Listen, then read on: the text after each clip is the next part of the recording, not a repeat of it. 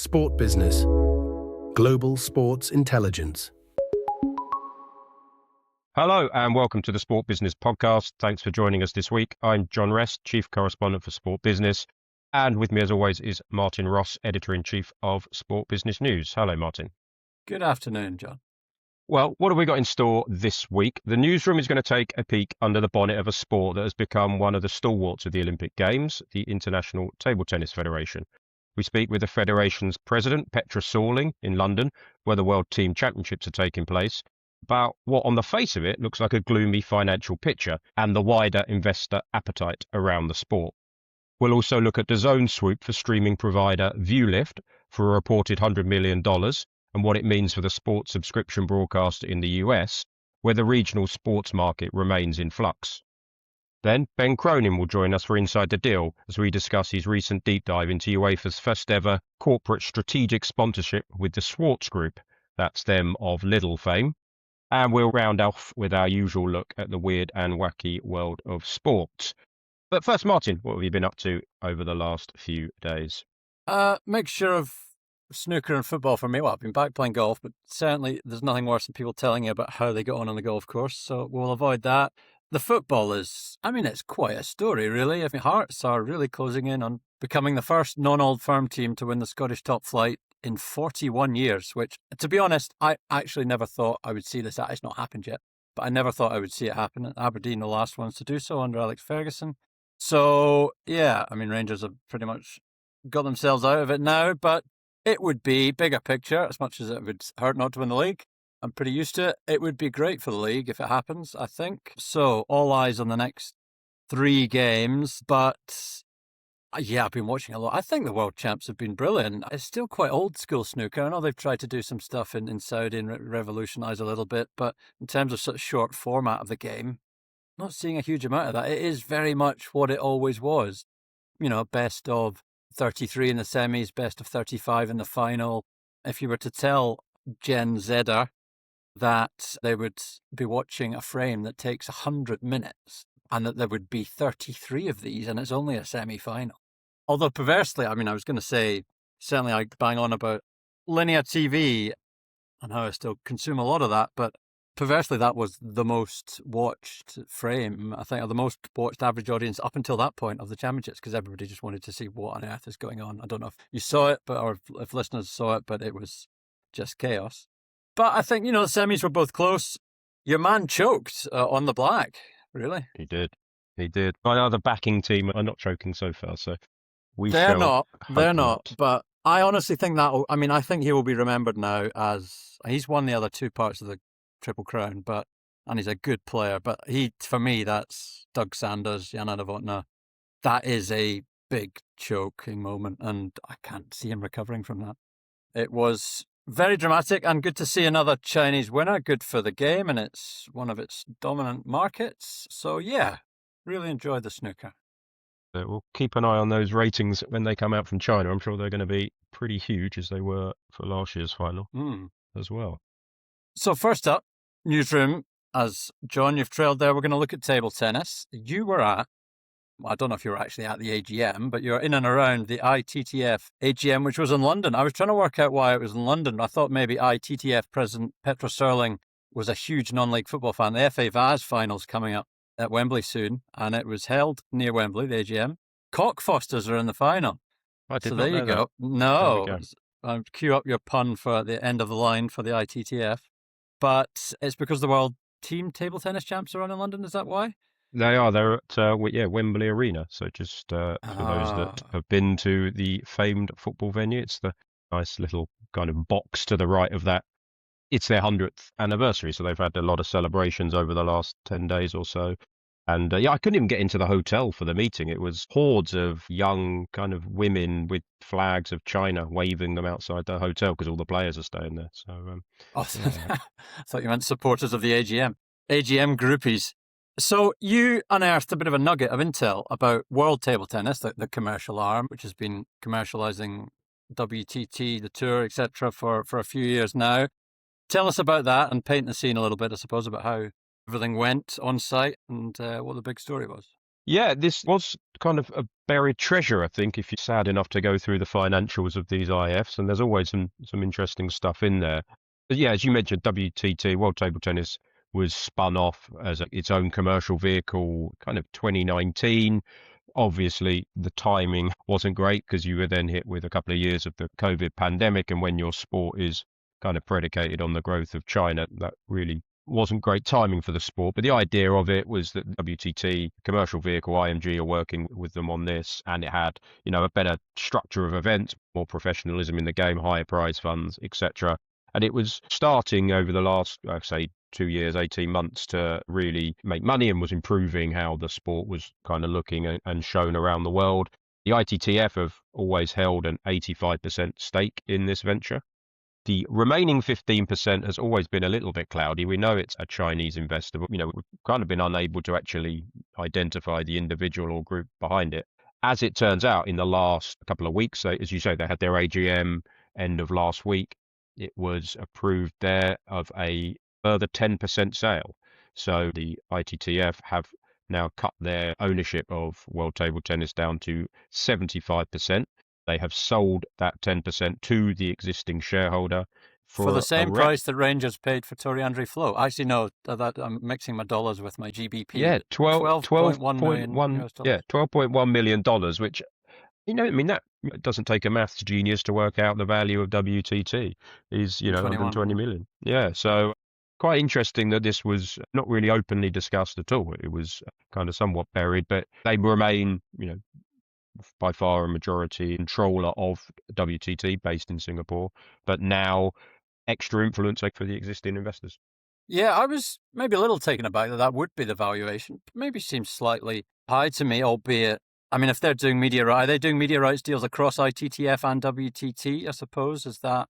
That's right, yeah. So the deals, the majority of, the big deals that are being done are major events. So in terms of the WTT structure, your Grand Slam are your big ones. Think of it like tennis. There's 4 of them, and there's different tiers of events. And then you've got the ITTF World Championships, whether that's a team one like it's happening in London this year, or an individual one next year. So there's like an annual one. I think they brought back the World Cup as well of table tennis. So they're all bundled in by IMG into a kind of wider table tennis package in the big market. So it's very difficult to break down when you look at a balance sheet what is WTT contributing, what is ITTF. But given the volume of the events that WTT are kind of organising, you sway it more their way. Yeah. So, it's always been quite hard to know. They used to, discussing this earlier, but they did used to make the accounts available for WTT specifically. They made a net loss of $2.6 million in 2022. When I spoke to them then, they said they would be profitable by 25 or 2026. We don't know if that's the case. They used to be sort of funded by loans from ITTF or third parties, which the plan was to pay back in future profits. I suppose it depends where they account certain revenues. But yeah, a punchy old valuation there for, I suppose, an entity that has shouted big about raising private investment, and we'll get back to that maybe later. But to my mind, and anything I'm aware of, is there's been investment from China. It's been slightly opaque in that we've had a name and then it's been a different name. It was going to be announced and then it wasn't announced. There's always been links to, and I think they did a very good job in getting close to the Chinese Table Tennis Association through Liu Zhou-Liang, who is up until recently the chair of WTT, big table tennis star in the past. So they've managed to get the CTTA on board and stop any. They were at loggerheads for many years over the sports. So that's been beneficial, but it remains a big question mark to me as to how they're doing maybe outside of that support and sort of wider appeal they can get. Bringing it back to ITTF, the figures presented this week, following on from what was a small profit last year, were a little bit alarming, actually. Yeah, let's just roll back 30 seconds a minute ago where we talked about them just selling a 10% stake for $12 million. The reason why they've done that, if you look at their 25 accounts, they posted a loss of $14.4 million. They were slightly 1.5 million profit last year, or in 24. So yeah, 14.4 million loss, which is huge. Revenues are up. So, great news, up to, I think, $71 million. That was up 17%. But, and this is the big but, the expenses were 85.5 million. So that was up 43%, which is extraordinary, really.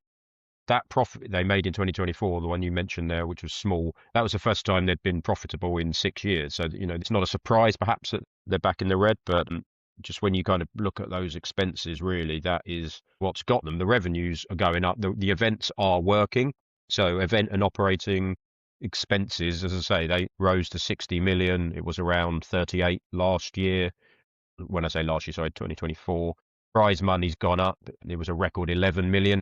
That's something that they promised, that they need that kind of big prize money to get the top players playing at all these events. The TV and the broadcast production has improved. The event presentation has improved, but all that comes obviously at a cost. Again, slightly frustrating with the accounts. I don't break down the commercial numbers by verticals, but all we know is that commercial rights, which is, sponsorship media, was $39.7 million. Betting as well, betting rights. Betting as well, yeah. The commercial rights were pretty similar, though, a couple of $1 million here and there. Well up on 2023. Events income more than doubled, so that came in at 22.8 million. That's hosting fees as well, isn't it? Hosting fees, yeah. So that is working. WTT, the World Championships, these big events are driving the revenues, but it's costing them money to put them on, and that's kind of been the big issue. Are the costs related to your lavish press lunch? No, it was actually just a cup of tea and a biscuit, some shortbread biscuits, you'll be pleased to know. Maybe the same ones that you had in Sterling for your paddle chat. But yeah, I mean, as I say, we spoke to Petra Sorling about these finances. It's worth noting, before she became president in 2025 for a new 4-year term, she had previously been the vice president in charge of finance. These numbers are quite close to her heart, and this is what she had to say about them. I take it very seriously that we have such a result for 2025, but when you're looking deeper into the numbers, they are related to investment in new markets.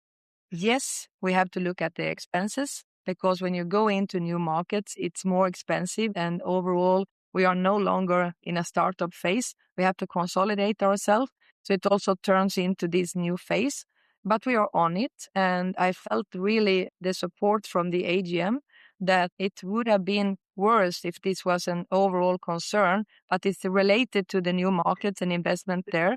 Still, as a global sport, we have to invest in new markets. And one of the investments that we have done is in the US market, and we have the upcoming LA 2028, and we will see return on investment. But of course, we have to be prudent. As you can tell there, the big issue she kind of brought up there and was very honest about was, the expenses. They are kind of too high. But the reason really behind them, not totally, but a large reason behind it is this Grand Slam event, US Smash event that they had in Las Vegas. They are pushing big into the US. They see it as a way of tapping into the commercial appeal, raising awareness, obviously ahead of the LA 2028 Olympic Games. She even cited Marty Supreme, the table tennis film, as kind of helping to drive the sport, but from a younger audience, social audience, that kind of thing. But they think having an event there is the way forward, but it costs a lot of money to do that and to make it look good. They don't want to take a cheap looking product there, and they certainly haven't done that. So they put this loss really down to what they're calling kind of one-off costs. It's setting up an event costs money. Once you go back, it's cheaper. You know what you're doing. But I think there's some concerns raised in the financing. There are, yeah. We'll come to the line from the auditors, but yeah, I was slightly taken aback, I suppose. Yeah, I mean, I take the US events angle, and that is all investment, and I think it may be looking very different come LA 28. We should possibly also mention that ITTF, like many IFs, spread their Olympic money over 4 years. They choose how much to allocate. I think they allocated slightly more than they had in another year this year, but it's basically the same every year. But there was a nod also in the accounts to sort of making the events also more profitable generally, and they will have a significant reduction in overhead and structure costs in the second half or the second quarter of this year, can't remember. General admin expenses were $17.9 million US, up from 14.8, and group liabilities exceeded current assets by just over $20 million US. Now, those current assets involve, current assets, to my very loose accounting knowledge, is basically assets that could be converted into cash within a year compared to non-current assets, which would be sort of more physical things, offices, etc. So the current assets is 8 million cash, 26 million trade, other receivables. But yeah, John, have you got that line from the auditors? Because that was slightly unusual for an IF. Yeah, so cited that the executive board has established a plan to execute specific measures to achieve a return to profitability, including, among others, a significant reduction in overhead and structure costs. I think the salary costs across the whole company went up around about $1 million over a year.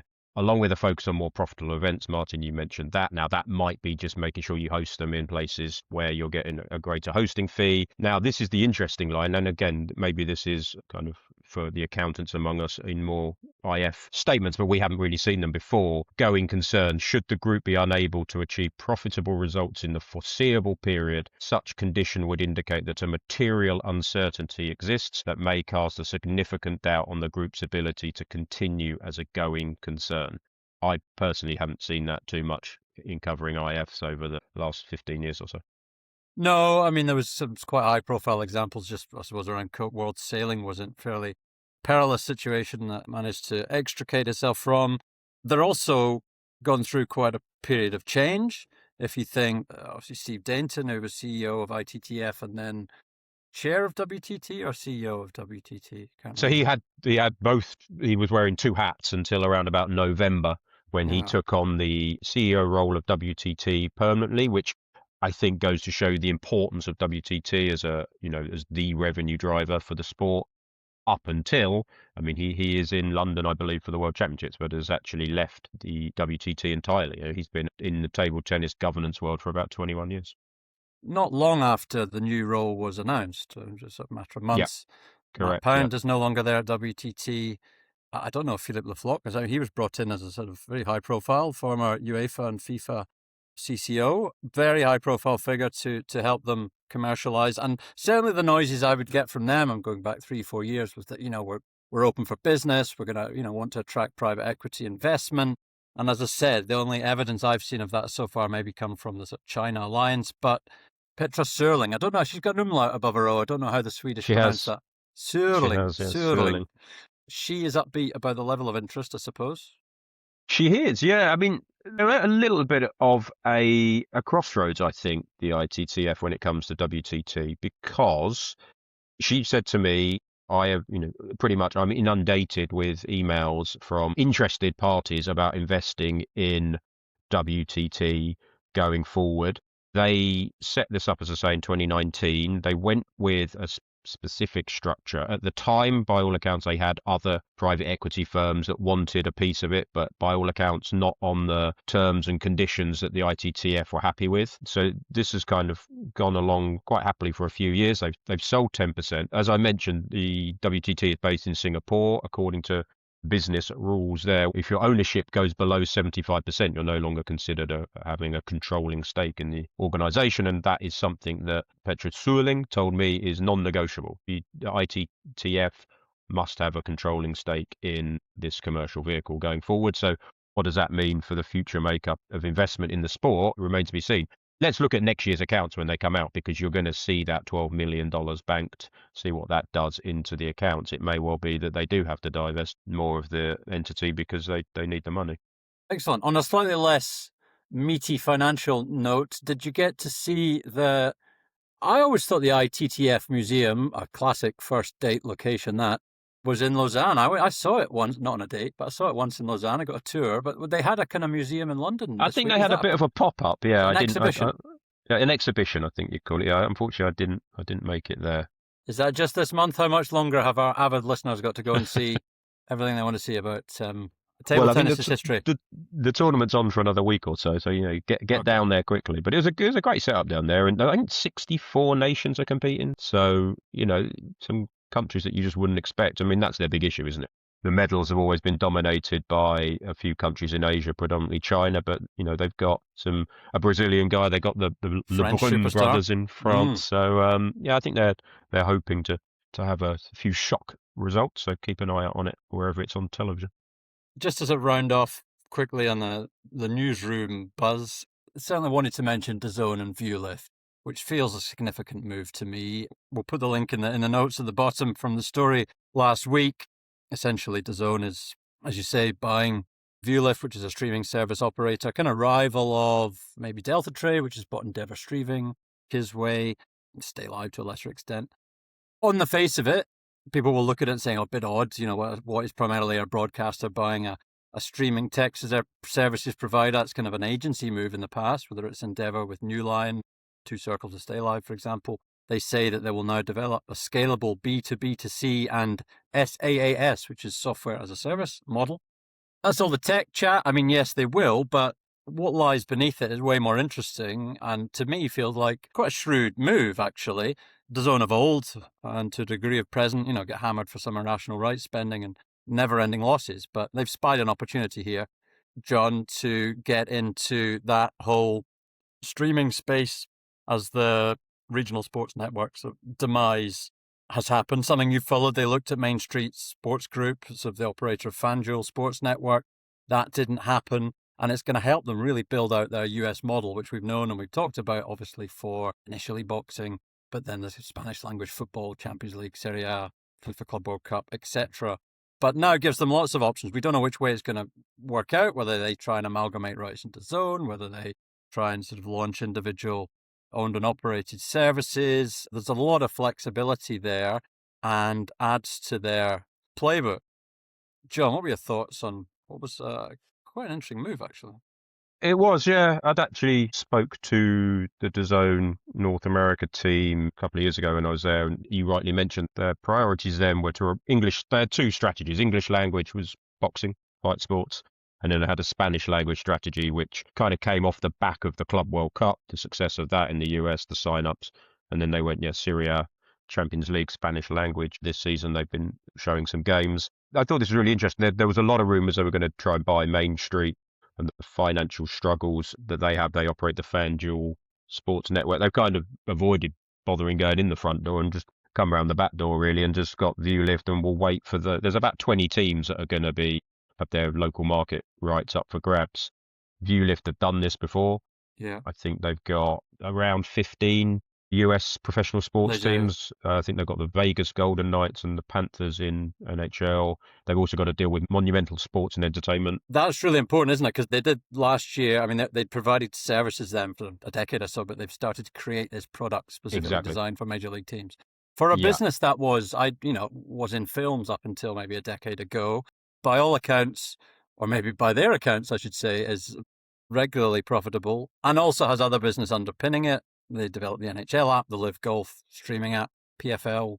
So, yeah, I mean, certainly I'd keep a watching brief on that one. But, yeah, good on DAZN. We've certainly, they've had their critics, but this feels like a really entrepreneurial move into a rapidly evolving market, and really could get them some traction in the States. Yeah, absolutely. I think it's certainly one to watch. It's such a complicated, when you're not in that market or the demise of the regional sports markets.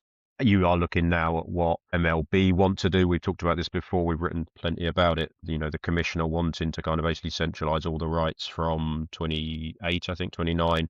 So, international, national and regional all into one kind of bag that they can sell. And that's why they can then talk to the big streamers. But DAZN are certainly trying to get involved in that conversation over the next 6 months or so. Right. That should wrap things up from a typically buzzing newsroom, and after the break we will have Ben Cronin here, Sport Business Sponsorship Editor, with a little section on a innovative new sponsorship deal between Schwarz Group and Uefa. From private equity to global media and US college sports, unlock the most trusted data and insights in our reports. Explore more at sportbusiness.com. We're joined by Ben Cronin, editor of Sport Business Sponsorship. Good afternoon, Ben. Afternoon, guys. You're going to talk to us about what you've described as one of the most significant commercial innovations in recent years at Uefa, a deliberate shift beyond its traditional competition-based sponsorship model, which is a new deal with Schwarz Group, the owners of Lidl, that famous superstore. But I'm going to kick off with a quiz question to see if you've been listening to previous editions of the podcast. Why is Lidl called Lidl? It's not a joke. You've caught me out there then. I obviously didn't listen to the episode. Was it you who explained that one? It was. So Dieter Schwarz, who was the son of the co-founder of Lidl, he bought the IP of Ludwig Lidl, a retired painter in the 70s, for 1,000 Deutschmarks. And there were echoes of Lidl in the past at the company because the founder, Joseph Schwarz, was a partner in a fruit wholesale business called Südfrüchte Großhandlung Lidl & Co. So they didn't want to call it Schwarzmarkt because that means black market in German. So that's why they went for Lidl. Anyway, with the important bit out the way, Ben, please tell us how this deal's come about and why it's particularly of note and interesting for the market compared to what's gone before at UEFA. Thanks, Martin. Yeah, you could tell you did German as your university degree because I was admiring your pronunciation. I did, allegedly.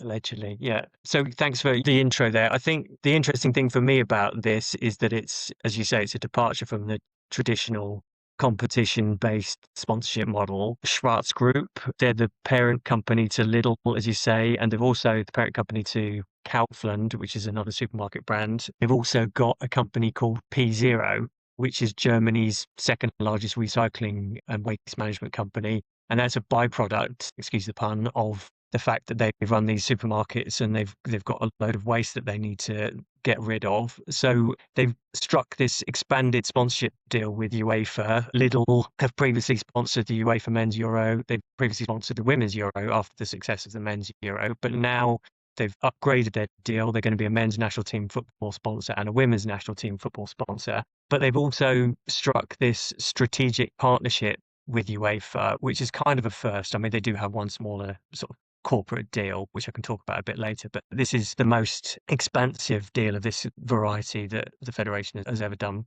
So the strategic partner element, that's more a case of them sponsoring the less flashy stuff that UEFA do, outside of competitions, the more day-to-day work.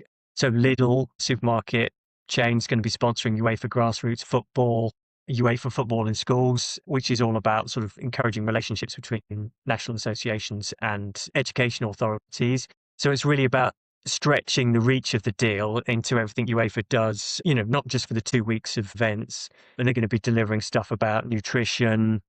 They're going to be developing e-learning platforms. They're going to be doing joint research with them.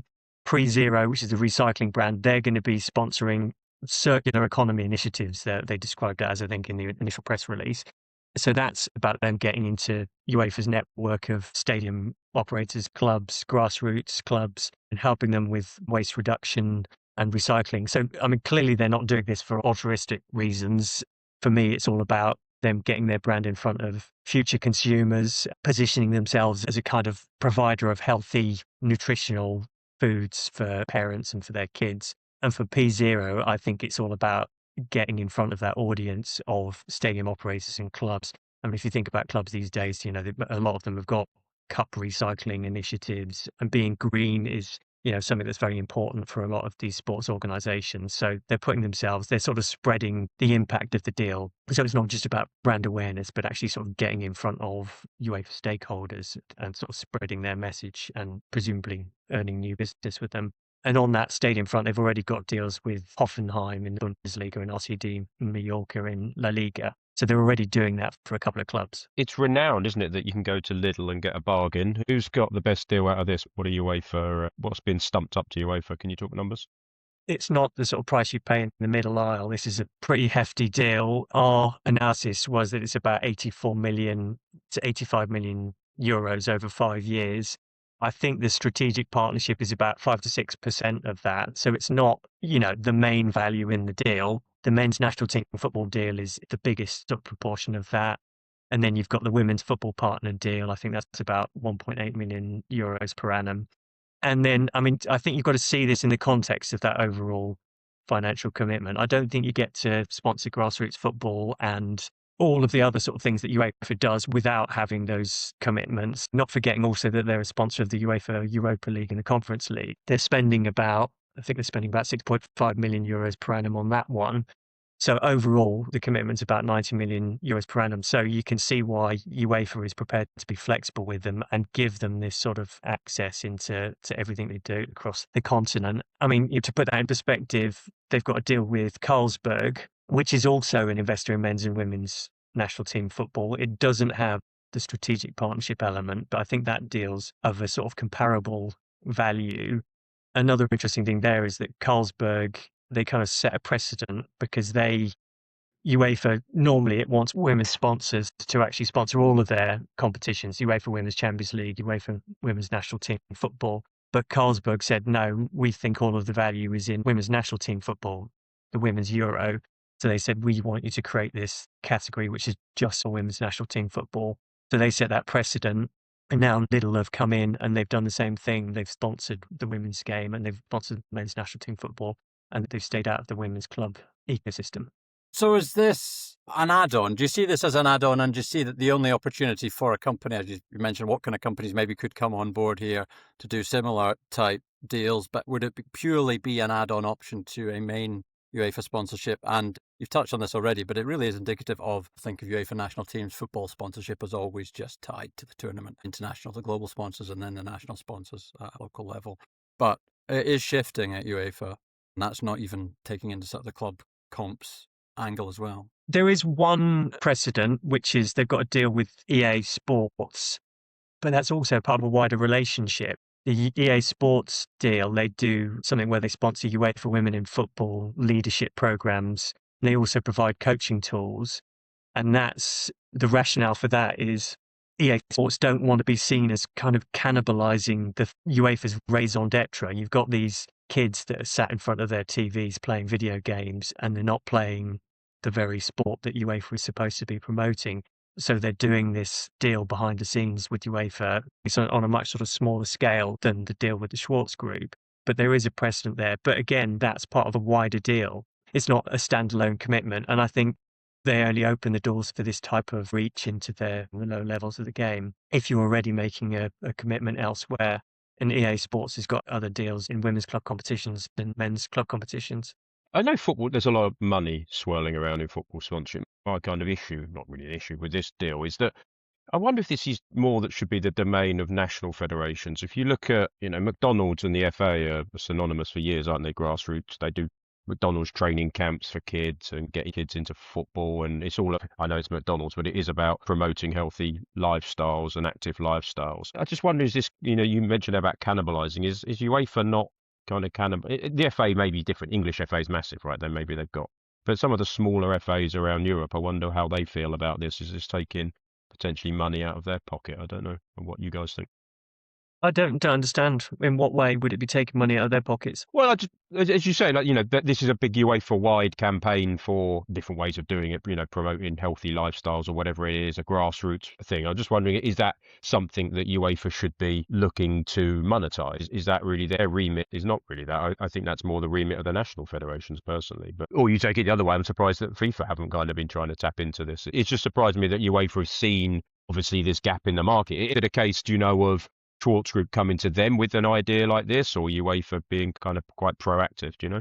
I think they've been working on it for a while. They've been doing this piece of work about finding new growth opportunities outside of the competitions. And I think it's, happy timing, and Lidl and the Schwarz Group were also looking to do this. They were also looking for something beyond your classic competition sponsorship, something more purpose-led, making a difference in society. I don't know. I think that's one of their slogans, is about sort of making people healthier and serving society. Social responsibility is very important, at least for European firms these days, maybe less so for the US firms under Trump at the moment. Everybody seems to be rowing back on purpose in the US. Depends how deep they go on a national level. I suppose if Lidl are going super deep, local language, local campaigns, then it does start to rival anything a local supermarket would be doing with the National Association, I imagine. Yeah, maybe UEFA would argue that the place of the National Association is to do it with local brands. I don't know, Marks and Spencer, would you class them as like a Brit? Because they've got a deal with the FA, haven't they? And you could say they're more of a local brand. And then maybe Lidl sees themselves as more pan-European, and that's the place for a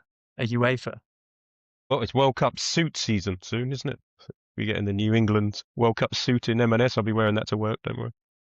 Excellent, Ben. Lots more detail on this, and we'll put the link in the notes at the bottom in Ben's Sport Business Sponsorship feature.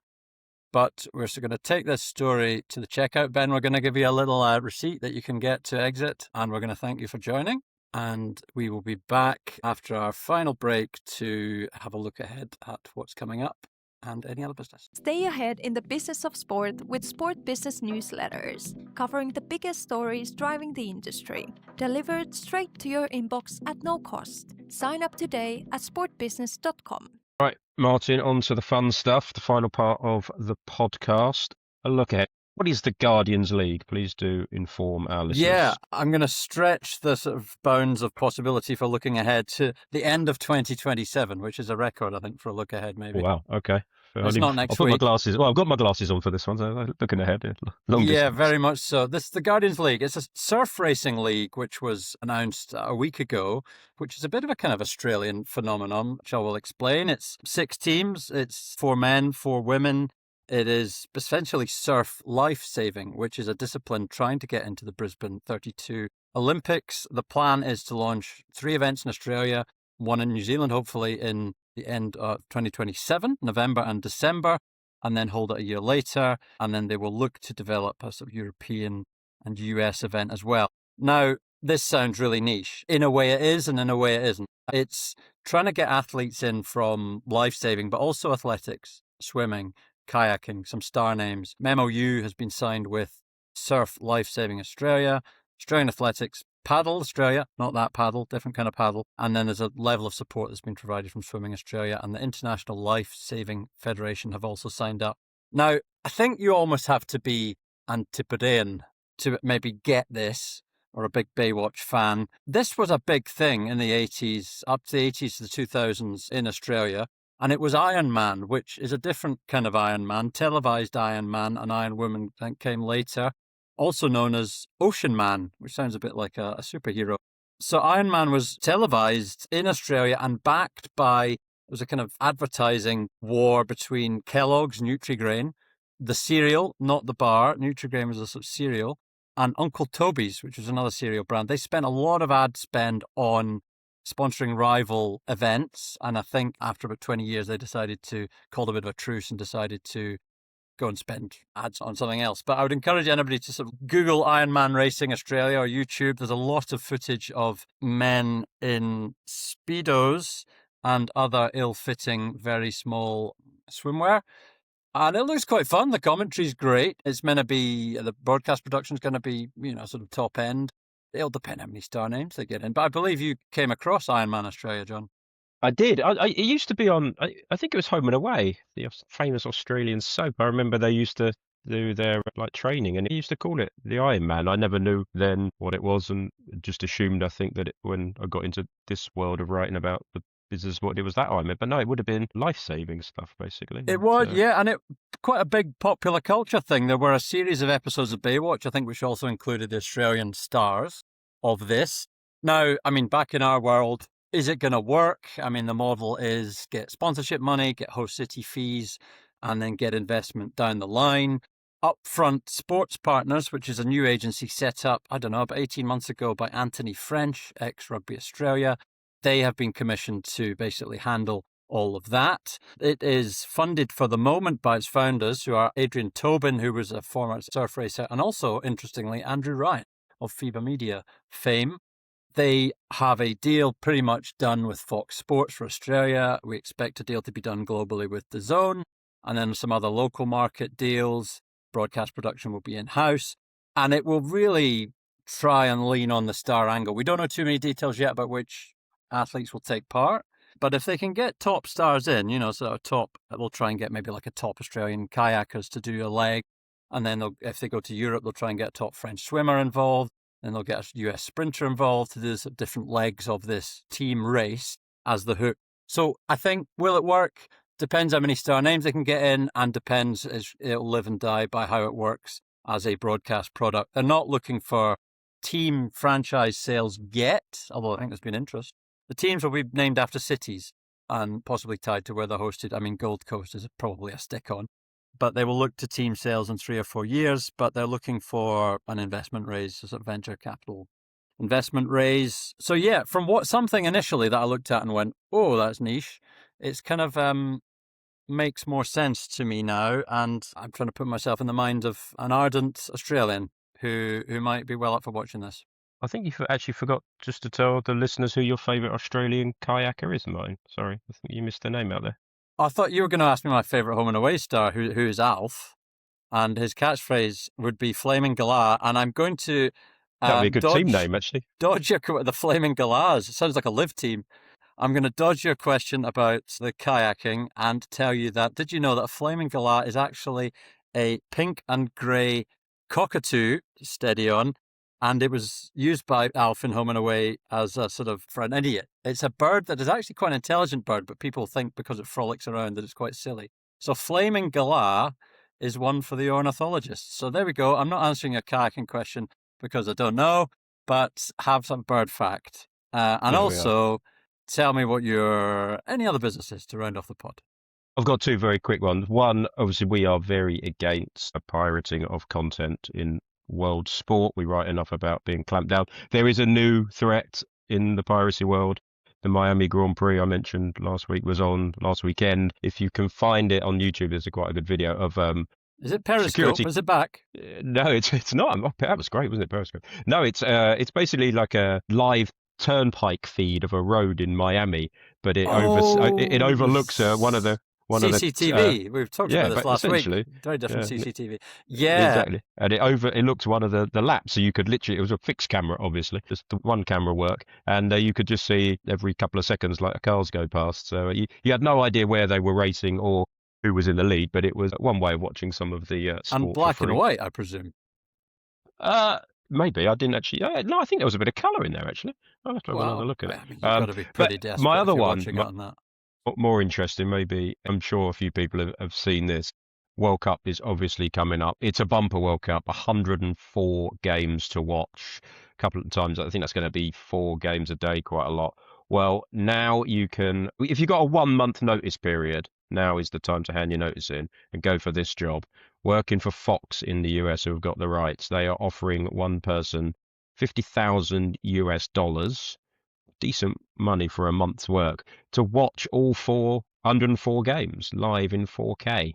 So if that sounds up your street, Martin, which I'm sure it does, that might fund part of your trip when you're going out there. 50 grand will get you a match ticket, I think. I think you may even get a train thrown in to watch the game. Yeah, I think you have to do some kind of annoying kind of social influencer content, I'm assuming. I think it's not just sitting in your pants watching Haiti, Scotland, or whatever it might be. But yeah, I'd be well up for that as a little job. It does. I do quite enjoy the really niche game. I mean, I'm not going to watch all 104 games at the World Cup, but the thought of watching Uzbekistan, Colombia at 3 a.m. UK time is just beyond me. But it's these games that always throw up something really silly, like 4 red cards or a really dodgy decision in the 99th minute when there should have been 2 minutes of injury time. Fair play to anybody who can watch all of the games, but that certainly is a carrot. And we're offering a similar amount for anybody who can get through all of our podcasts in our archive. So please check them out. Links in the bio. And yes. Well, I think that is as good a place as any to leave it. As always, links to the serious stuff will be in the podcast description. Please do visit sportbusiness.com for the latest and most insightful news and rights fees across media and sponsorship. And we will be back again for another episode next week. Thank you.